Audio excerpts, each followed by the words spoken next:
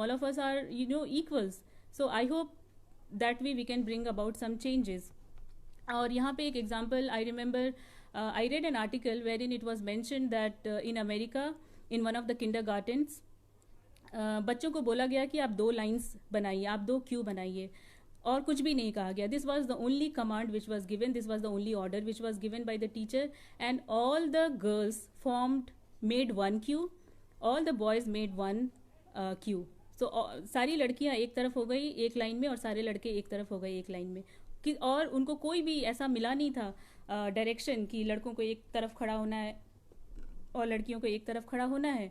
तो it shows, and kindergarten, I hope it is understood that there are children of 3 years age, 4 years age और 5 years as. सो ये तो gender identity का formation होता है कि आई am a girl and I am a boy.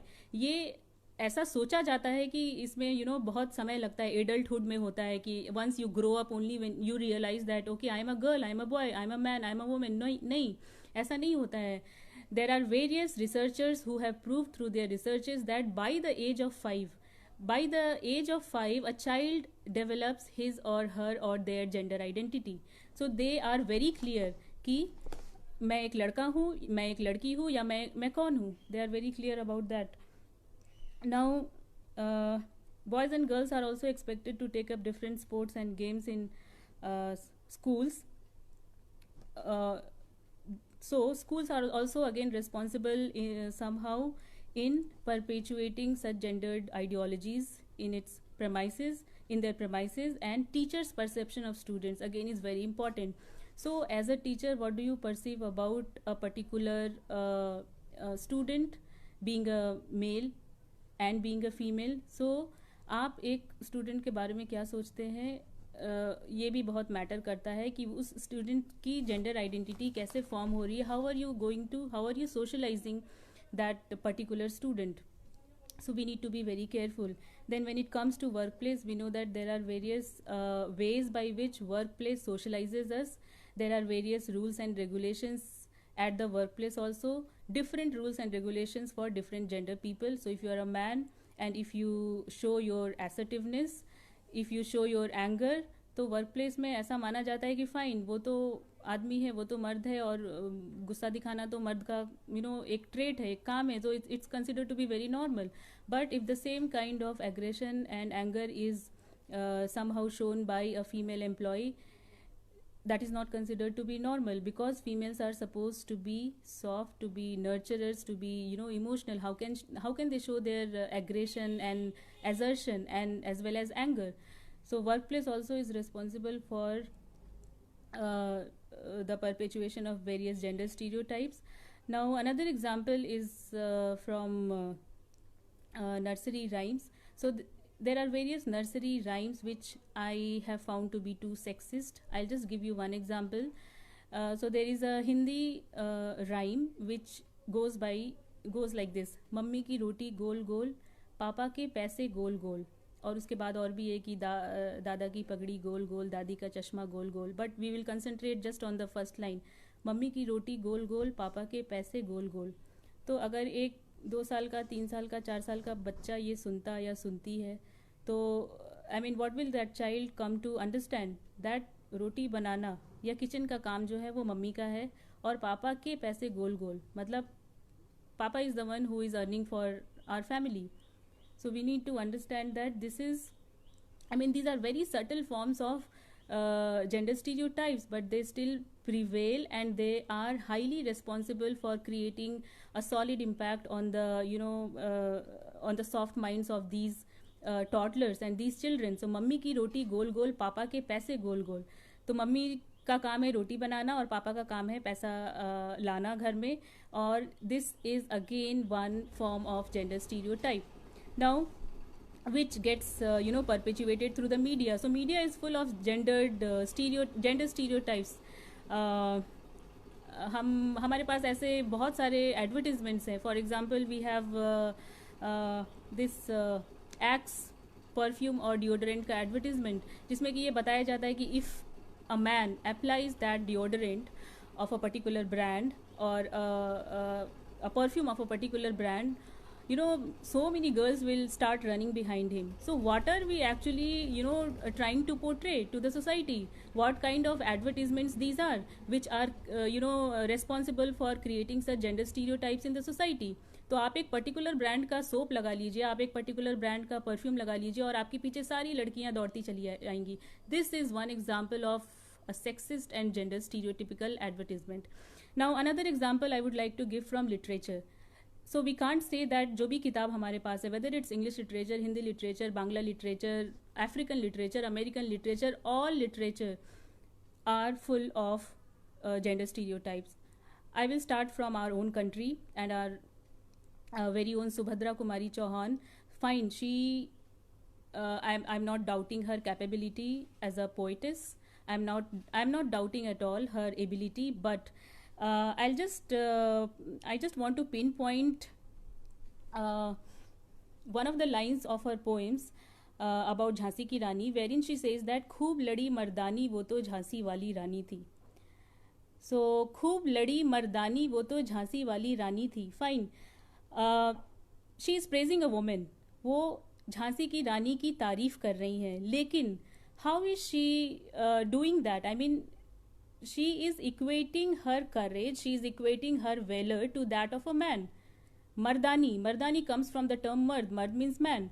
तो वो लड़ी, झांसी की रानी लड़ी, मगर वो कैसे लड़ी? वो एक मर्द की तरह लड़ी. तो we need to understand that courage is a virtue, courage is a characteristic feature which is associated with the masculine gender, which is associated with men.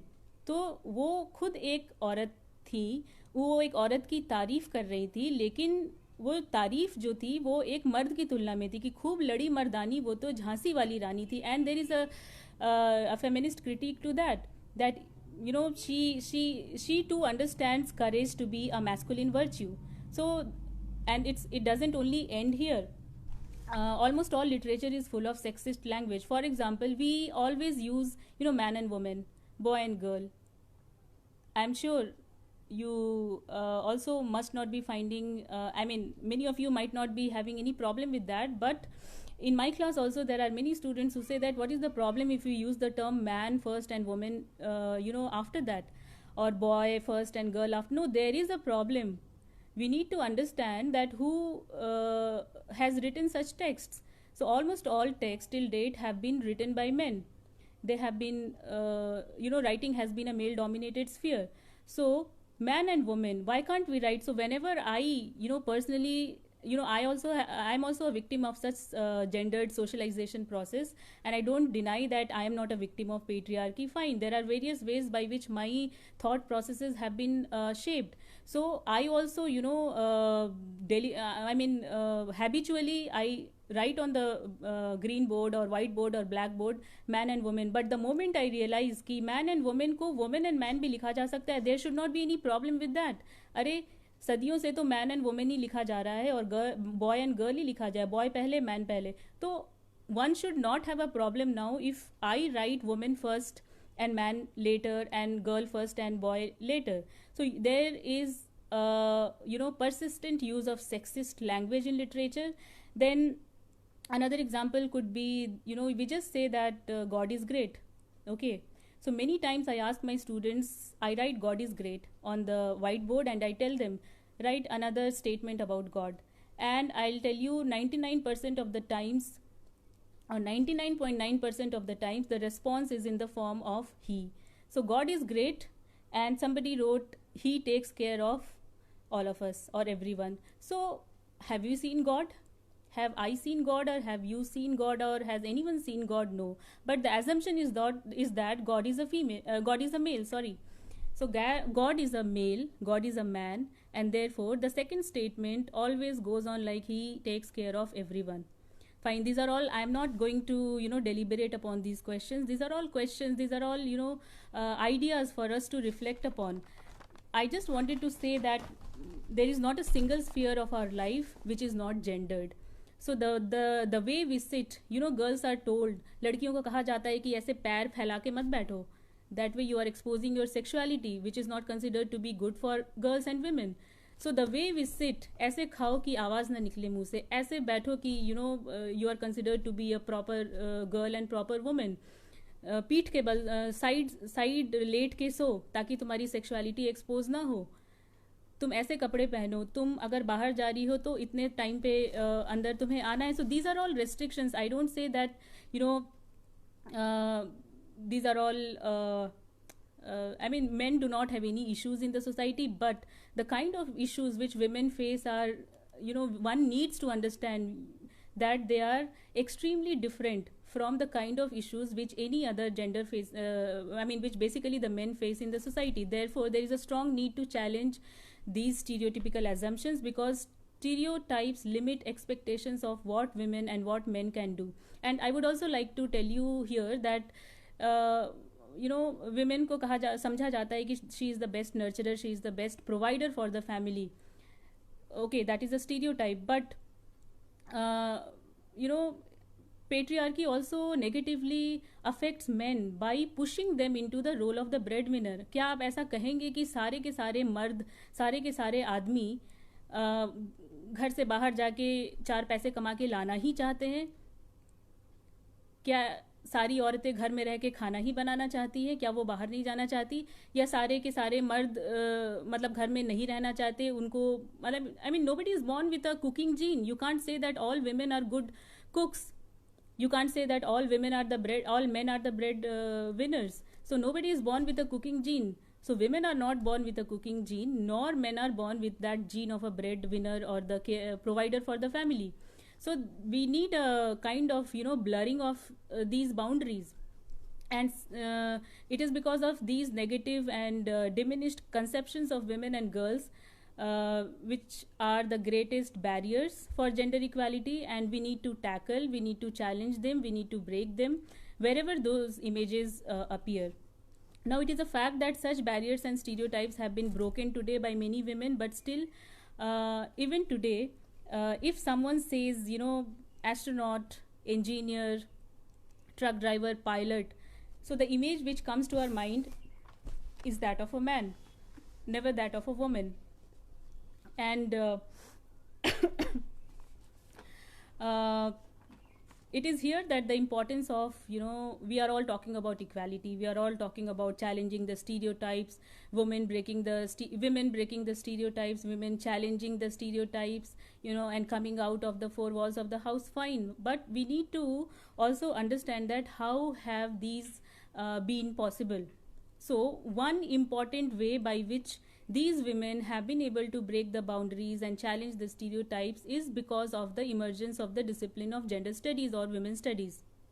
I would just like to clear some air here on, what is women's studies and what is gender studies. So it's just a matter of nomenclature. So there are many colleges and universities which use the term women's studies. In the case of India, UGC prefers to use the term, women's studies, Department of Women's Studies or Center for Women's Studies. But then even gender studies is used.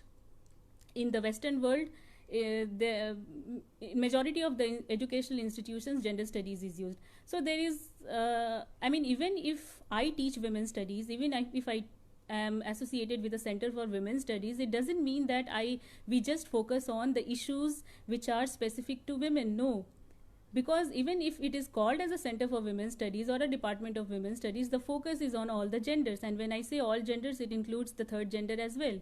So we talk about equality, but how many of us know that women's studies is as much a discipline as your sociology or as history or as English or as physics or chemistry or biology? Kyunki even after all these years of teaching, I come across this question from people as when they ask me, what do you teach? I say women's studies. तो जब ये answer आता है कि I teach women's studies, so they again asked me, क्या पढ़ाया जाता है इसमें? What do you teach? Is it about women's problems? No. I would like to say that women's studies is much, much more than, studying about women's problems. It has a theoretical background.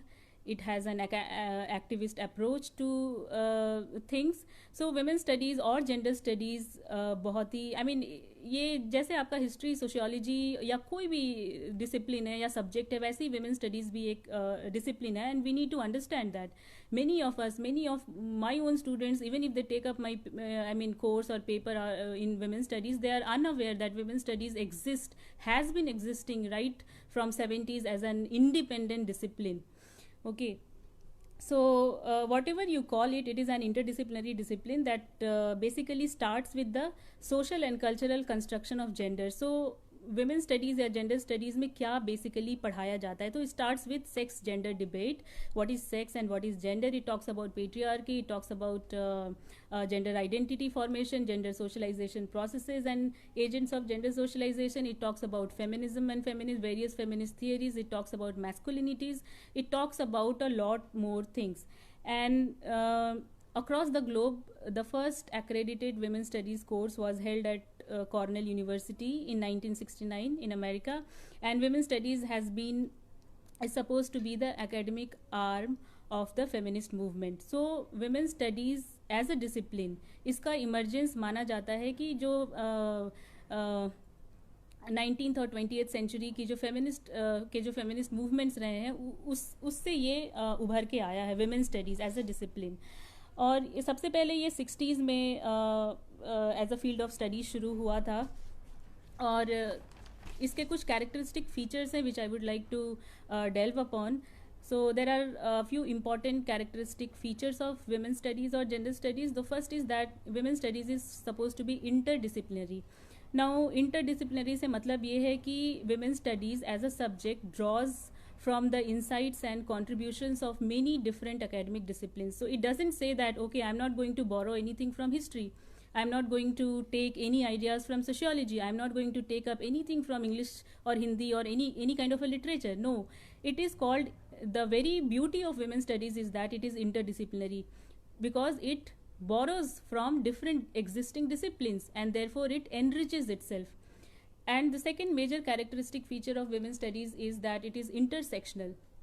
So while gender is the major focus of women's studies or gender studies, it also deals with how gender intersects with other variables like class, like caste, like race, how gender intersects with race, how gender intersects with class, how gender intersects with ethnicity, how gender intersects with, you know, your sexual orientation, your sexuality, how gender combines or intersects with religion, how gender intersects with age, how gender intersects with ability or disability. So when I say women's studies or gender studies is intersectional, it basically means that while gender is the major focus of study of women's studies, it also tries to look into how there can be different intersections of gender with class, caste, race, ethnicity, etc. Now another feature of gender studies is that it is activist in nature.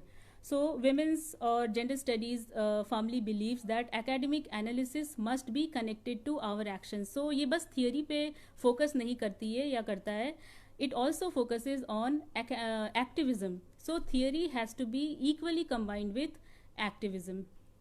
And the last one of the important features, and here I've just taken 4 aspects. So the fourth aspect of women's or gender studies is that it is research driven. So when I say research driven, it basically means that women's studies or gender studies applies diverse research methods. So there is not just one way to conduct research in women's or gender studies. It applies diverse research methods, including oral histories, including, you know, film analysis, literary analysis, surveys, ethnographies, and so on. And women's studies or gender studies also emphasizes upon having a feminist research methodology, because it believes that the existing methodologies of research are all, you know, gender biased or sexist, and therefore one needs to develop something called feminist research methodology.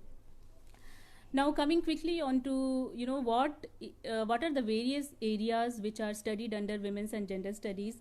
So it starts with, as I said, sex and gender debate. तो ये समझना बहुत ज़रूरी है कि sex और gender 2 अलग अलग टर्म्स हैं, दोनों में डिफरेंस है. Although 99% of the 100, I should say 100% of 99% of the times it is used interchangeably कि sex और gender एक ही माना जाता है. So the question is that हम लोगों ने आज तक कितने सारे forms fill किए होंगे, सब में एक column होता है what is your sex. If not there is a column for gender, there is a column for sex. What do we fill there? So our sex is being male or female or intersex, but that doesn't correspond to our gender. Our gender can be, you know, if you call yourself a boy or a girl, a man or a woman, or a transgender person, that becomes your gender identity. So sex and gender are different terminologies, different concepts. Sex is basically associated with the biological features, the anatomical features with which we are born. So we are born with a set of biological features. We have, if a person has, a penis or the phallus or the male genital organ, that person is called as a male person.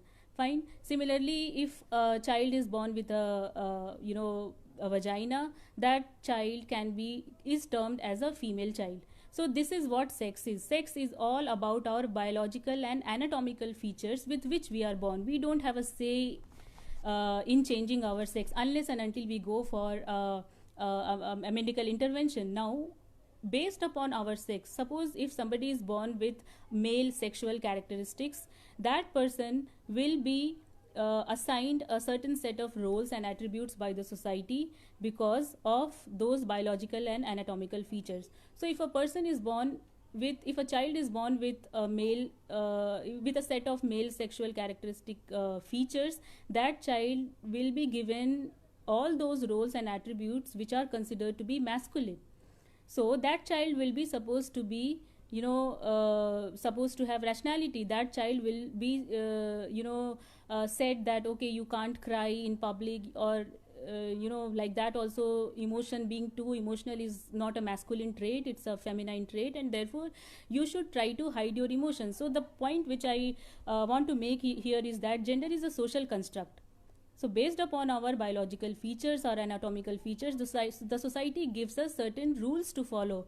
We have to stick to those rules and rules and roles. Society gives us different roles, and therefore our gender is not something with which we are born. It is a social construct. Gender is a social construct. So being a man, being a woman, being a girl, or being a boy, or having masculine or feminine features, these are all gender. These are all aspects of the gender. So this is the difference between sex and gender. Then we already discussed about how socialization works, especially gender socialization. So gender socialization again leads to the formation of gender identity. So one gets to know whether one is a man or a woman or a girl or a boy or a person of the third gender. And there are then women's or gender studies talks about gender stereotypes. It tries to break those stereotypes and challenge those stereotypes, because apart from all those stereotypes which we looked upon now, there are various other gender stereotypes. Like we say, there is a very common saying कि मर्द को दर्द नहीं होता. Okay, so that's a stereotypical statement to make. And then when we see a woman whose child is crying and she is not too much into looking into the needs of the child, we just make a very, very, what to say, a rapid statement like कैसी माँ है लापरवाह, she is not taking care of the child, as if child rearing and child caring is only a woman's a responsibility. And then parents, mothers are supposed to be the best parents. So it's not like that. I would like to ask here on this platform that apart from breastfeeding a child, what is it that a father cannot do and only the mother can do? I don't think there is anything else, because breastfeeding is something which is biological. So apart from breastfeeding the child, एक भी ऐसी चीज़ नहीं है जो कि बाप नहीं कर सकता है और सिर्फ माँ ही कर सकती है. So we need to understand that when we say that no, mothers are the best caregivers, when we say that mothers are the best nurturers, we are stereotyping mothers, we are stereotyping women as mothers, and that's a very, very harmful stereotyping we make. Then we believe that cooking is something, whether you become an astronaut, whether you become a prime minister or a president or a architect, when you come back home, you need to know all the arts of the household. You have to know how cooking is done. You can't say that you don't know cooking. You can't say that you can't make a cup of tea or a cup of coffee. No, because you are a woman, the society assumes that you have to learn the art of cooking, because cooking is something which is associated with the domestic sphere, and the domestic sphere, women are assigned the domestic sphere. So in feminist circles, in feminist debate, there is a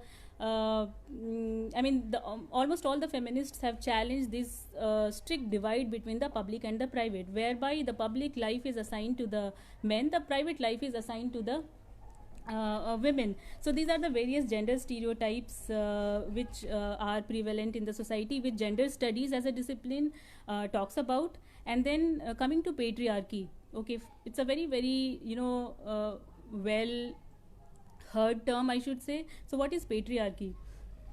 So normally understood, patriarchy is male domination. Fine, patriarchy is no doubt male domination, it is, and it has its roots in the Greek term patriarchis, which in earlier times was used to mean head of the tribe, who had the most power. So patriarchy, I'll be brief, but I would just like to say that patriarchy is not something, or a patriarchal society is not a society which is negative in its ideology, which is negative in its approach towards females alone. Patriarchy devalues men the same way it devalues patriarchy negatively impacts men the same way it negatively impacts women.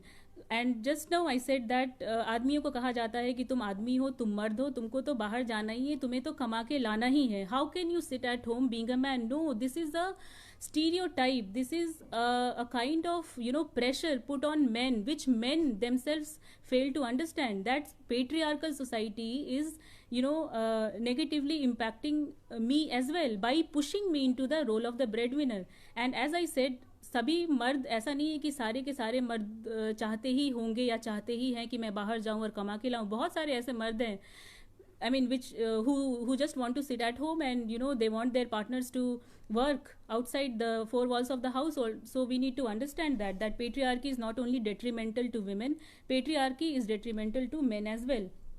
And patriarchy tries to control women's sexuality, patriarchy tries to control women's reproduction, women's production, productive labor power, women's dressing style, women's sexuality, and so on.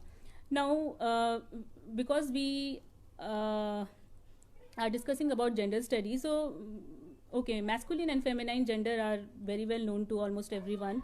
But then what is this third gender? We normally we normally use the term umbrella term transgender to refer to all all third gender people. But transgender is an umbrella term which encompasses a wide range of people with more specific identities. So we can't say that LGBTQI, lesbians, gay, queer, intersex, transgender people, all of them are same. No, not all of them are same, and I'll just try to briefly define them. So a transgender person, a person who is a transgender, identifies with a gender other than their gender which is assigned to them at birth. So if you are born with male sexual characteristics, the society will tell you that you are a man. But over the years, you may realize that I am more affiliated to the other gender, not to the gender which is assigned to me, which is known as the cisgender. Now, a transsexual person is a person born with physical characteristics of one sex, who psychologically and emotionally identifies with a different gender than their physical sex characteristics. For example, trans men are stereotyped as being cuter, that बहुत cute होते हैं, बहुत feminine होते हैं, and they are too passive, and they are also referred to as soft boys. Now, there is something called transvestites or cross dressers. So transvestism is the practice of dressing in a style traditionally associated with the opposite sex. So for example, you are born as a male, but you prefer dressing up like a female, so you can be called as a transvestism. Now, who is a cross dresser? So cross dressers are basically people who wear female clothing and often both admire and imitate women, but self-identify as different from both gay men and transsexuals, and generally deny any fetishistic intentions. Similarly, lesbian is a homosexual woman, gay is a homosexual man, bisexual or bisexuality is having sexual attraction or sexual behavior towards both males and females, or to more than one sex or gender. Then pansexuality is a term which means that you are having sexual or romantic or emotional attraction towards people regardless of their sex or gender identity, and these pansexual people refer to themselves as gender blind people. So ये जो pansexuality है या pansexual people हैं, they refer to themselves as gender blind people, asserting that gender and sex are not the determining factors in their romantic or sexual attraction to others. So these were some of the terms I wanted to clarify, because normally transgender people are often misunderstood. They are again stereotyped as people having just one set of characteristics, but no. There are various other sub-categories within the umbrella term of transgender which we need to understand. Now coming to the last aspect, which is the new woman. So the question is, who is the new woman? Now, if you go back into the pages of history, we find that the new woman is a term which was coined by Irish writer Sarah Grant to refer to independent women seeking radical change. Now, the term was later popularized by British American writer Henry James to describe the growth in the number of feminist, educated, independent, career women in Europe and the United States. And this idea of new women challenged conventional gender roles and met with hostility from men and women who objected to women's public presence and supposed decline in morality. तो historically the new woman का जो concept है वो basically उन women के लिए apply किया गया जो कि feminist थी अपनी ideology में, जो educated थी, and those who were independent, and those also who were career women in basically Europe and US. तो आज के दौर में who is the new woman? The question is, who is the new woman today? So I think me and you are the new woman, because I mean there are various reasons. One reason could be that we have been able to get the highest education which is available. We have been able to get a PhD degree, an MA degree. We are able to meet here at this online platform using a smartphone. We have access to smartphones. We have access to internet. Despite all the hurdles, we are here to meet up, to discuss our views. So to me, I am a new woman. You are a new woman. Now, there are various other new women. I'll just like to quote a few. Jacinda Ardern, the Prime Minister of New Zealand, is the new woman because she has been able to break the stereotypical view that women cannot be good political leaders and women cannot handle a pandemic situation. So the way she has handled this COVID-19 situation is proof, that she is one of the most capable leaders of all times. Now Malala Yousafzai is the new woman because she fought against the extremist forces in her country to provide girls with their right to education, even at the cost of her life, even by risking her life. Greta Thunberg is the new woman as one of the youngest environmental activists who never shies away from challenging the decision makers across the globe, who only care about profit making at the cost of environmental destruction. Now the Gulabi Gang, I hope many of you have come across this gang, this group. So the Gulabi Gang of Uttar Pradesh represents the new women of India who are fighting against gender violence, caste oppression and corruption.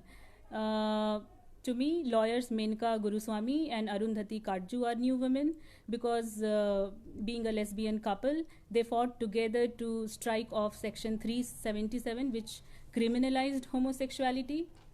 Then Hem Borkar, Kadambari Rana and Samrat Salwan Diwan are the new women whose stories have recently, in this month itself, June 2020, been featured in an online magazine called Ishi, The Female Gaze, who are working mothers of toddlers and who survived lockdown while working from home.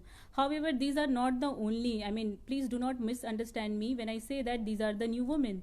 These are just a few representatives of the new women, and these are not the only women who have or found who are found in our society. They just represent the millions of new women across the globe.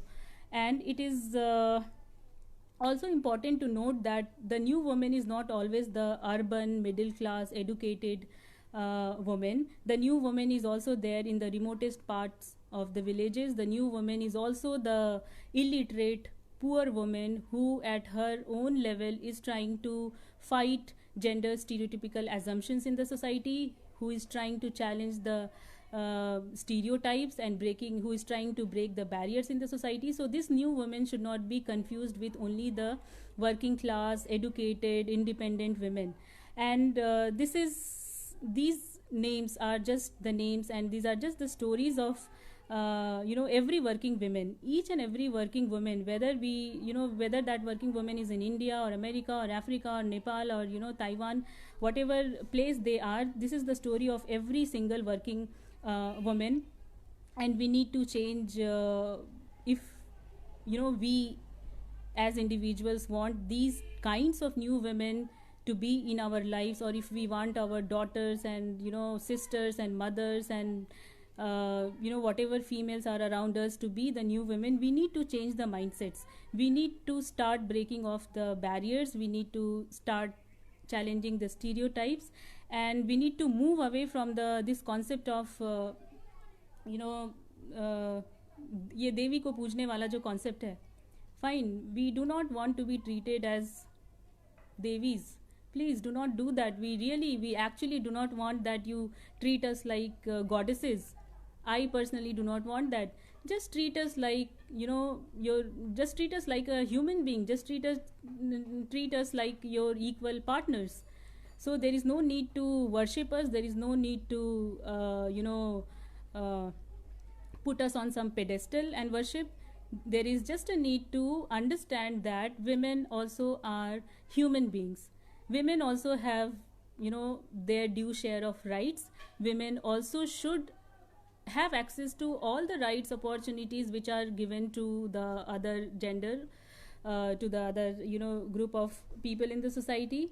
And if we really want to make a change in our society, if we really want to have so many new women around us, we need to start at the family level. We need to start at the individual level, I should say.